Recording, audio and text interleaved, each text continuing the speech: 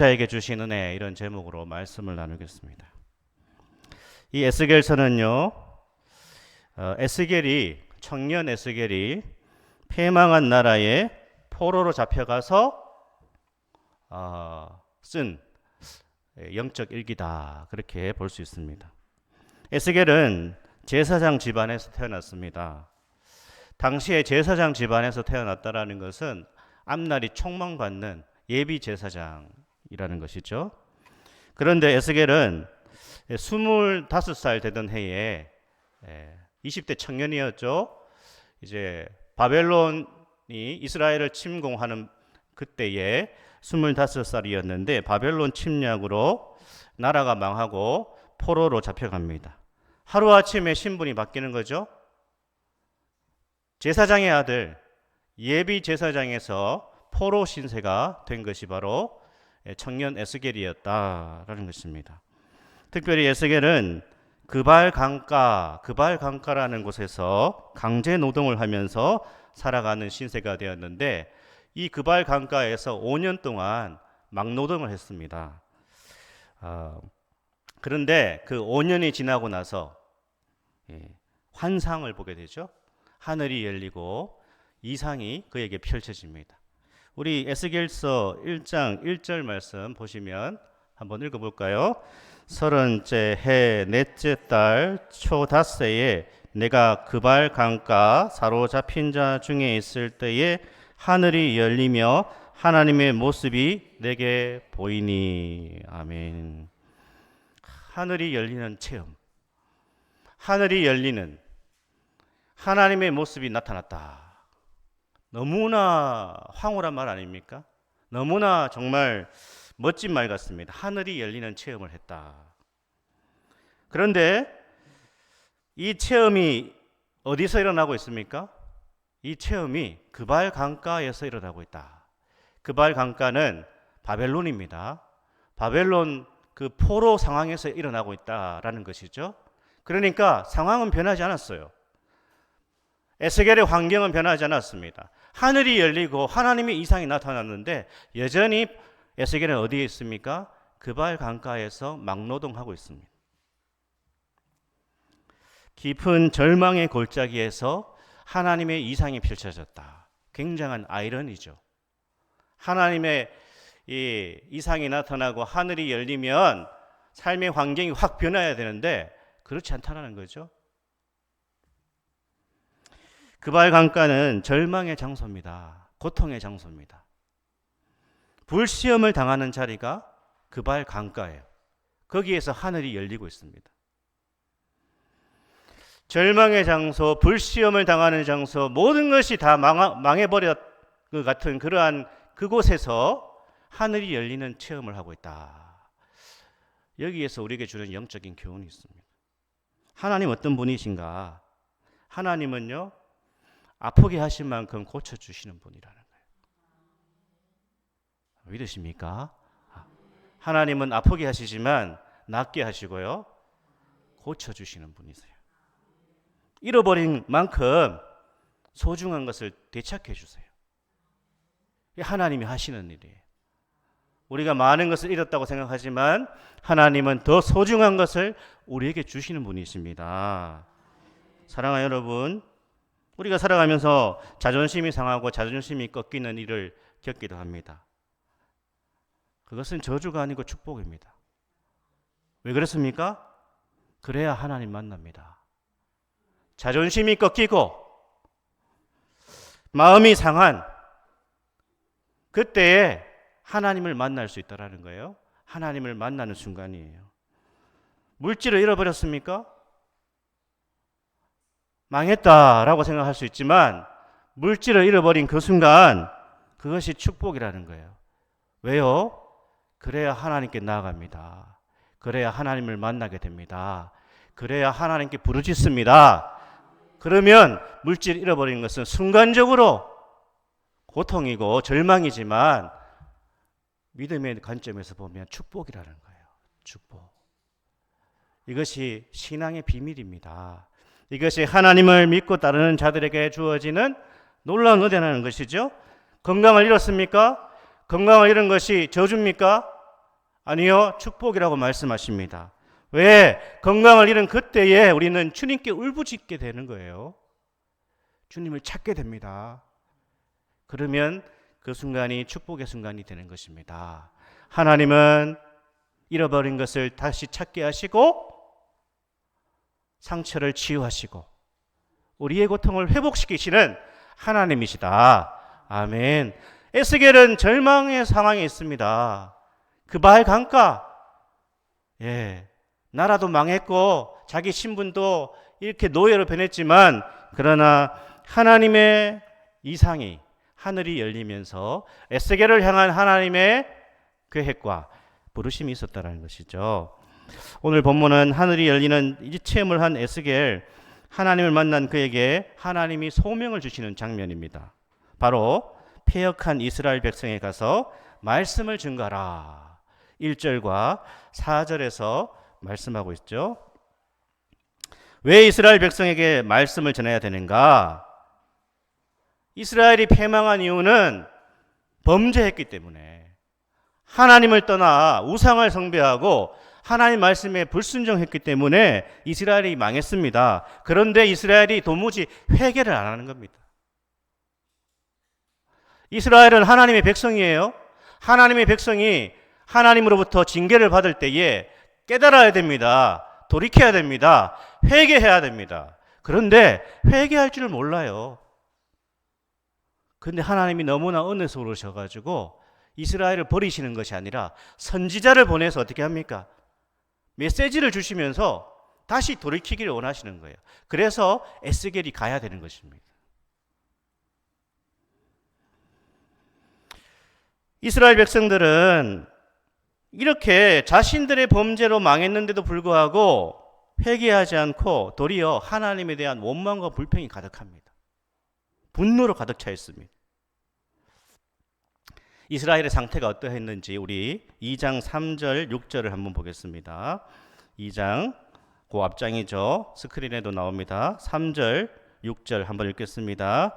내게 이르시되 인자야 내가 너를 이스라엘 자손 곧 패역한 백성 나를 배반하는 자에게 보내노라. 그들과 그 조상들이 내게 범죄하여 오늘까지 이르렀나니. 6절 인자야 너는 비록 가시와 찔레와 함께 있으며 전갈 가운데 거주할지라도 그들을 두려워하지 말고 그들의 말을 두려워하지 말지어다.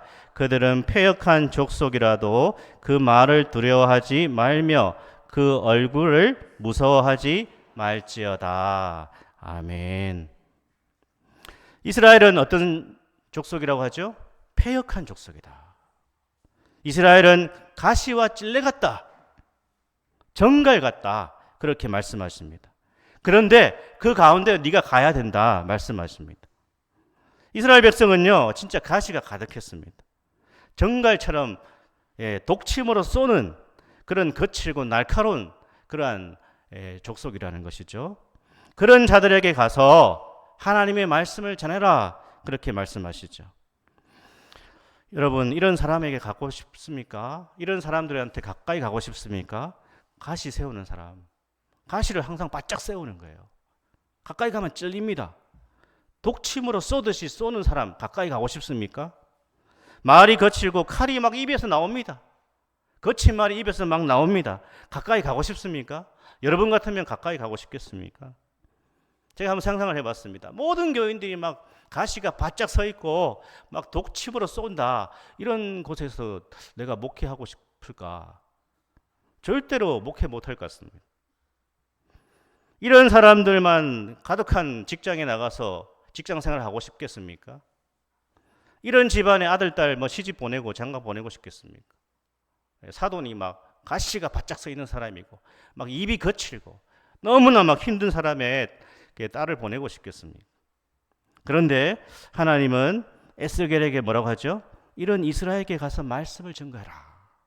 그들을 무서워하지 말고 듣든지 아니 듣든지 하나님의 말씀을 전하라. 그렇게 말씀하시죠. 그렇습니다. 세상은요 복음을 싫어합니다. 세상은 복음을 거부합니다.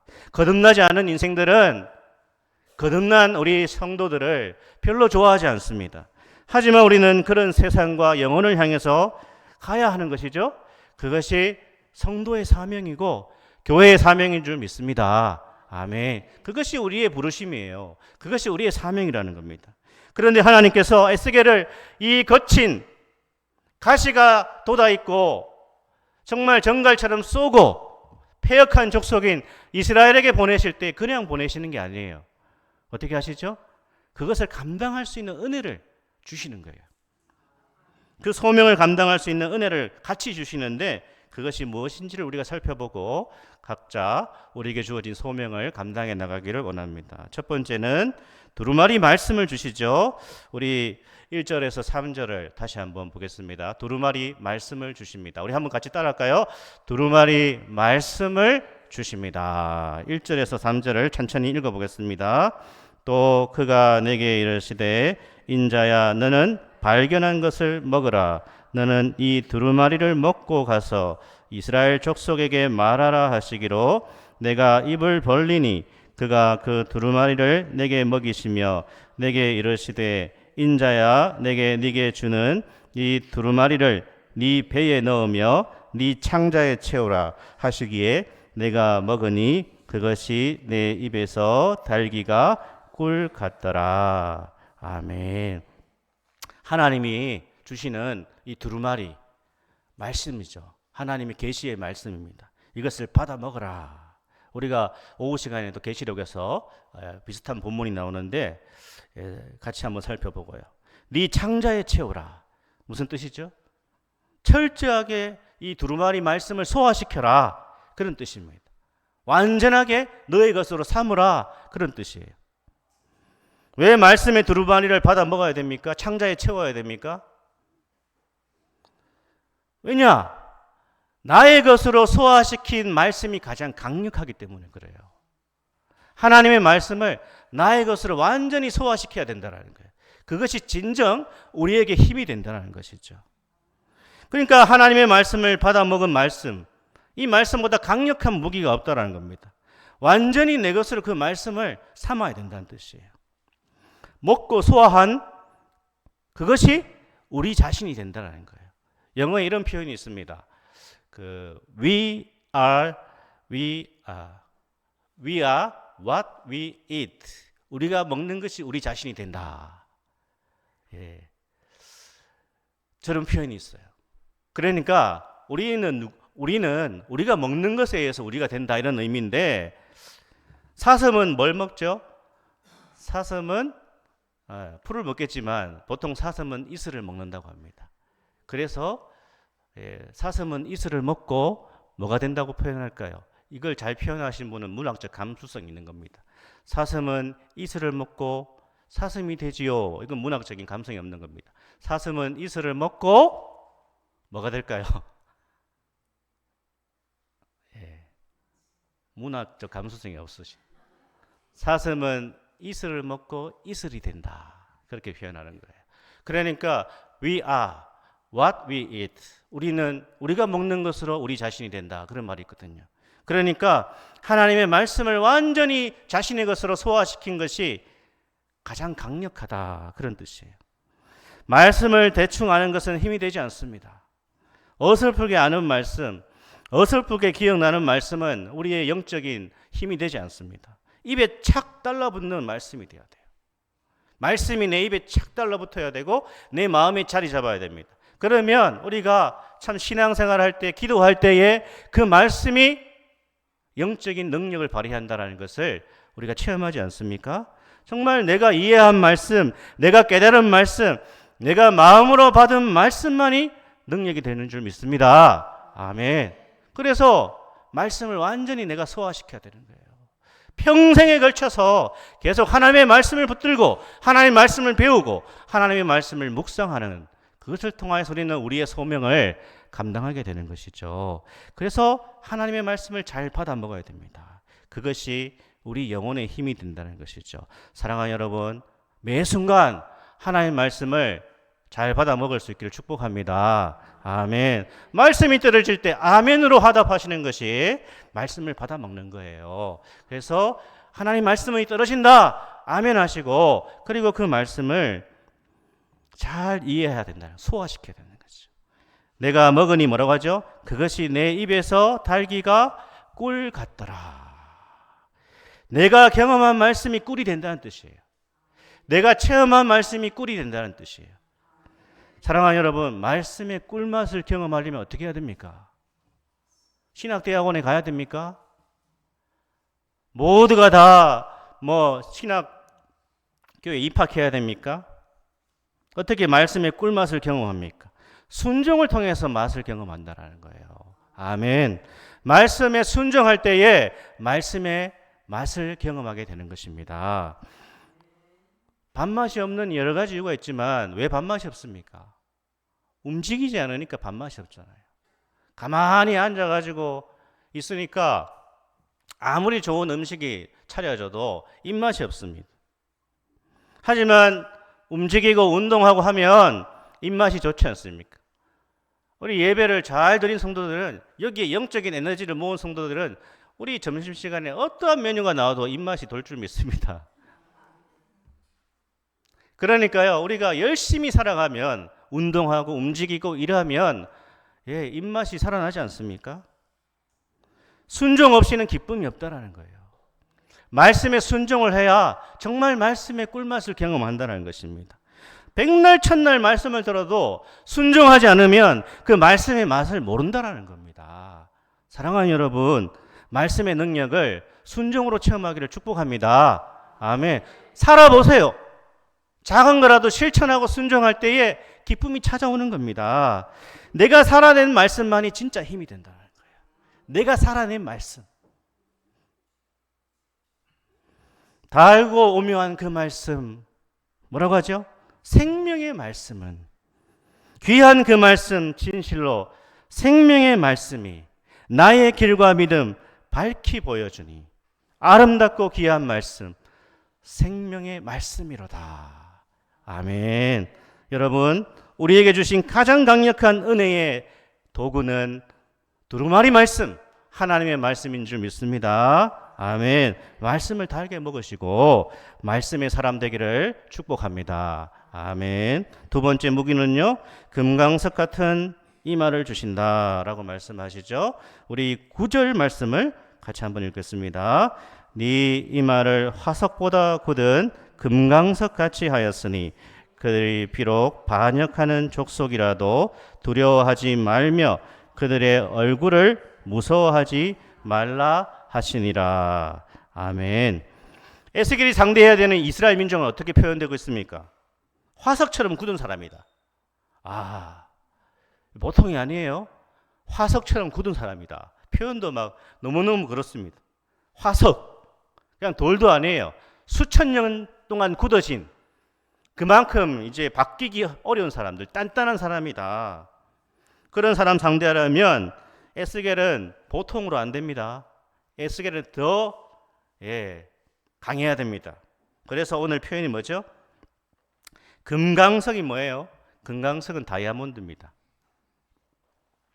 금강석 같은 이마를 만들어 주시겠다.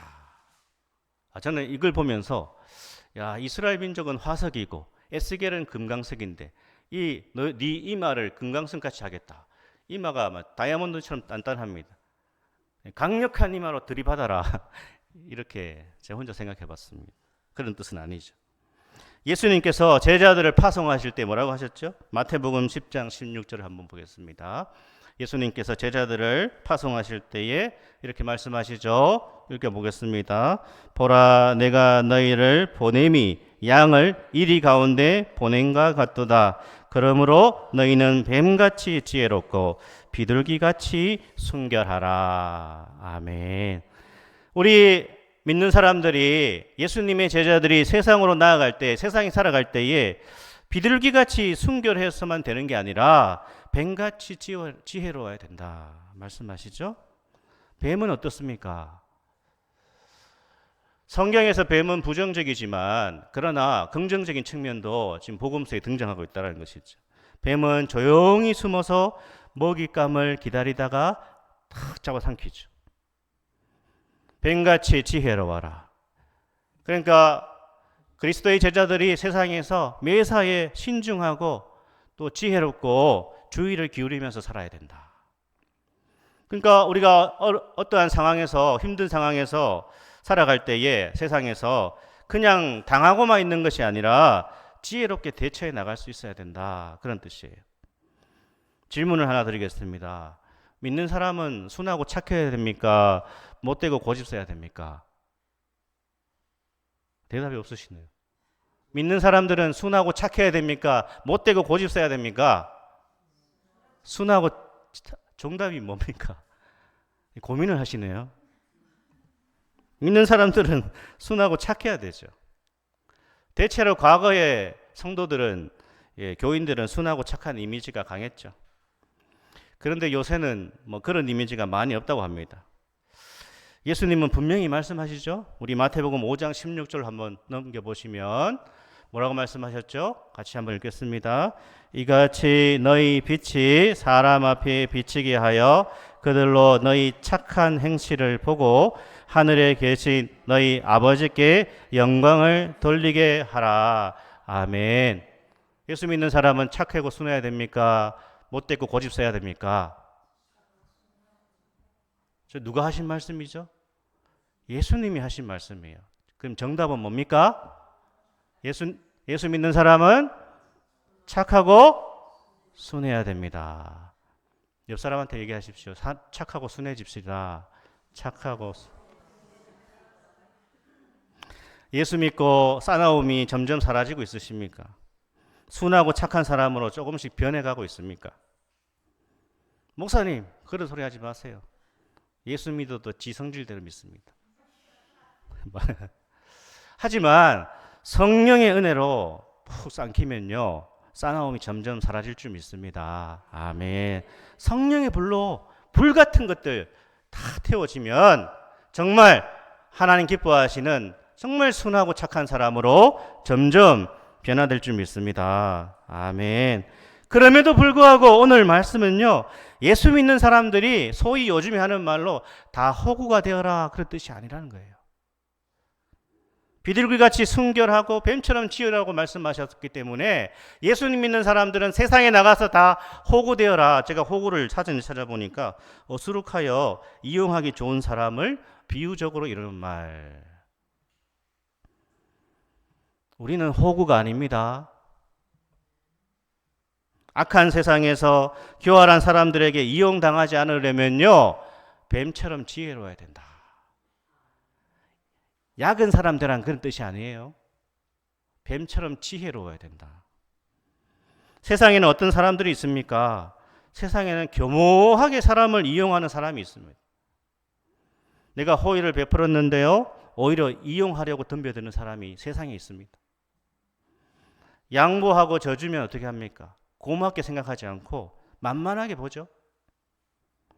더 악하게 나오는 사람들이 세상에 많다라는 것입니다.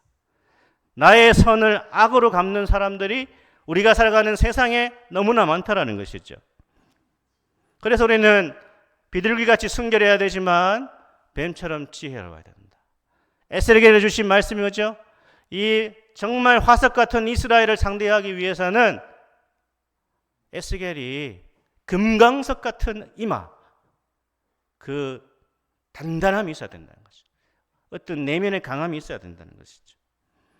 어떤 사람은요, 도와주면 참 고마워하는 사람이 있지만 그것을 자존심 상해하는 사람도 있습니다.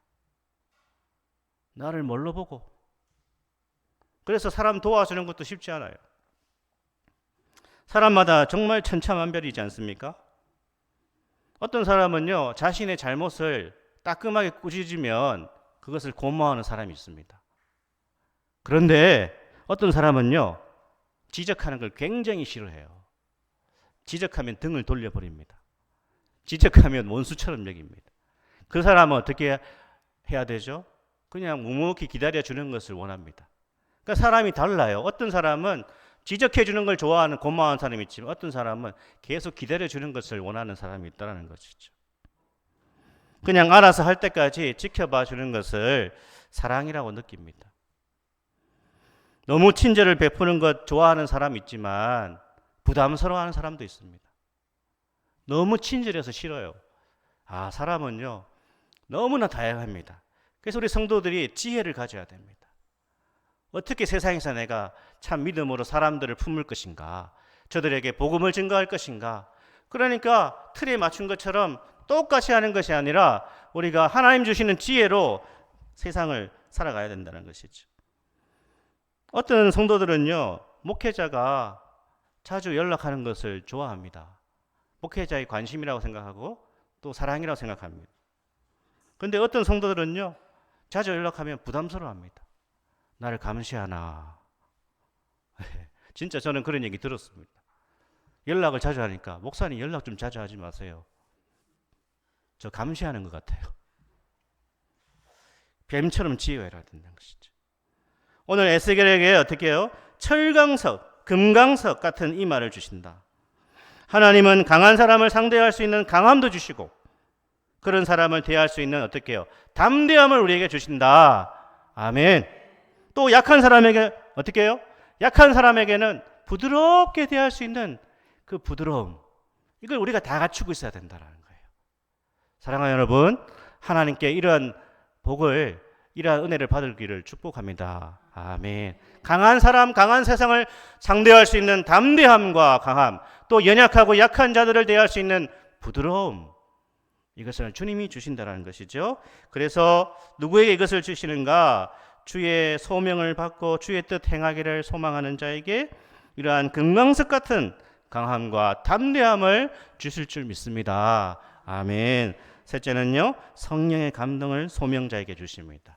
성령의 감동을 주십니다. 우리 한번 따라할까요? 성령의 감동을 주십니다. 우리 12절부터 15절 말씀을 같이 한번 다시 찬찬히 읽어보겠습니다. 때에 주의 영이 나를 들러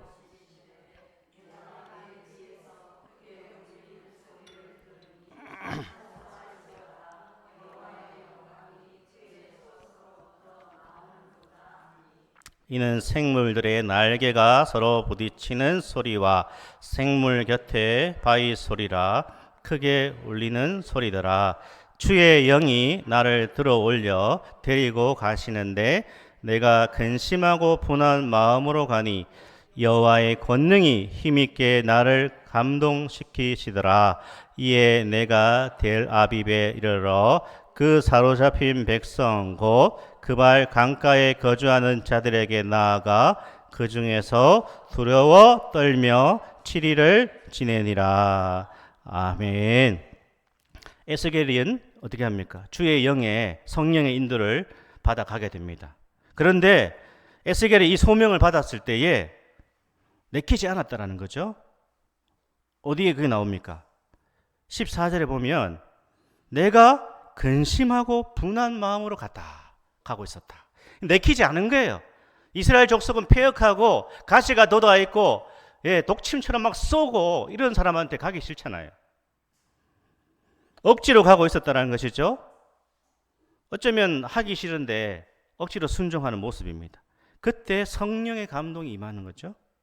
여호와의 권능이 힘있게 나를 감동시키시더라. 아멘.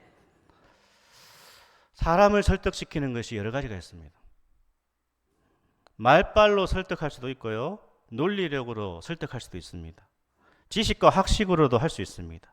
어떠한 강한 의지로, 높은 권위와 권세로 사람을 설득할 수 있지만 가장 강력한 힘은 감동을 주는 그런 거죠. 감동이요. 사람은요, 작은 것에 감동하면 어떤 힘을 받습니다. 어떤 성도는요, 수년 동안 선교사를 후원한다는 얘기를 들었어요.